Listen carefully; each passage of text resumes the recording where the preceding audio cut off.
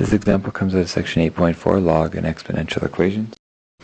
So in this example we're given this kind of unusual equation formula for carnivorous dinosaurs. Now, my little guys have a particular fascination with carnivorous dinosaurs, so this might interest them more than you, but apparently for carnivorous dinosaurs, 3.6022 times log of the skull length in meters is equal to the log of the mass of the body in kilograms minus 3.4444.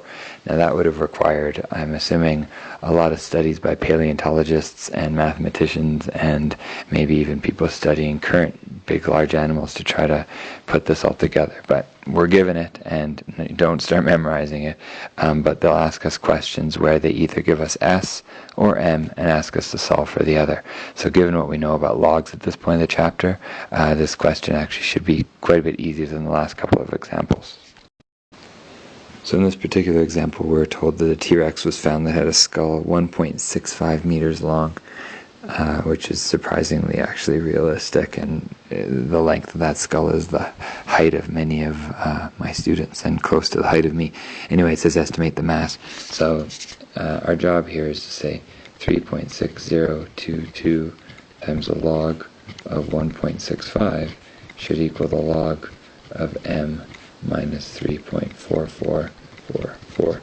So with some careful crunching of numbers here, we're really just solving for m, trying to figure out what this equals. So 3.6022 times the log of 1.65 gives me 0.7834206638. Notice I'm not doing any rounding at all.